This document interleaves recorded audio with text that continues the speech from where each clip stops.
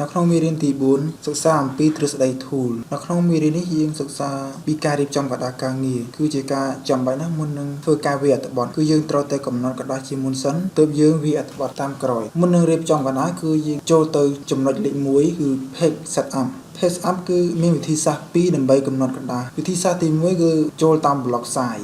នេះគឺជាចំណុចមួយដែលគេកំណត់រួចជាស្រេចអញ្ចឹងទី1យើងចូលទៅក្នុង page layout បន្ទាប់មកយើងចូលទៅក្នុង block size បន្ទាប់មកយើងជ្រើសរើសយកប្រភេទក្រដាស់ A4 ជាក្រដាស់មួយដែលគេពេញនិយមប្រើប្រាស់នៅក្នុងការងារហើយក្រដាស់ A3 នេះគឺជាក្រដាស់មួយទៀតដែលជាក្រដាស់ដែលធំជាងក្រដាស់ A4 បន្ទាប់មកទៀតយើងចូលទៅក្នុង block orientation គឺជា block មួយកំណត់ប្រភេទទម្រង់ក្រដាស់បញ្ឈរឬក៏ក្រដាស់ផ្ដេក Patrial គឺជាចំណុចក្រដាស់មួយដែលជាក្រដាស់បញ្ឈរ Landscape គឺជាចំណុចមួយដែលសម្រាប់កំណត់ក្រដាស់ផ្ដេកបន្ទាប់ពីកំណត់ orientation ហើយយើងចូលមកកំណត់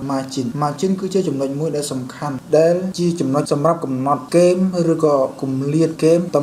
margin គឺជាចំណុចមួយសំខាន់ប៉ុន្តែចំណុចនេះយើងមិនអាចកំណត់តាមចិត្តបានទេពីព្រោះអ្នកបង្កើតកម្មវិធីគេកំណត់រួចជាស្រេចជាទូទៅគេពេញនិយមជ្រើសយកប្រភេទ margin narrow ពីព្រោះវាជា margin ដែលសមរម្យដូចនេះយើងជ្រើសរើសយកប្រភេទ narrow វិធីទី2យើងចូលទៅក្នុង property នៅក្នុង page layout យើងមើលតាមការកំណត់រួចការកំណត់ margin ទី1យើងចូលទៅសញ្ញាមួយនៅជ្រុង page layout ទី1ចូលคลิกលើសញ្ញាហ្នឹងបន្ទាប់មកយើងคลิกលើ margin ហើយនៅក្នុងចំណុចទី3គូជុំវិញនេះគឺជាកន្លែង word margin ដែលយើងចង់កំណត់តាមតម្រូវការសូមបញ្ជាក់ថានៅក្នុងចំណុច property នេះយើងអាចកំណត់ទៅតាមតម្រូវការរបស់យើងបន្ទាប់មកយើងចូល orientation ដូចគ្នាយើងអាចកំណត់យកឈរតែមកទៀតយើងចូលទៅកំណត់ paper គឺប្រភេទក្រដាស់យើងកំណត់យកក្រដាស់ A4 ហើយនៅក្នុងចំណុចនេះគឺយើងអាចកំណត់តាមតម្រូវការខ្លួនយើងបានគឺលើគ្រាន់តែវាយលេខដែលយើងចង់បាន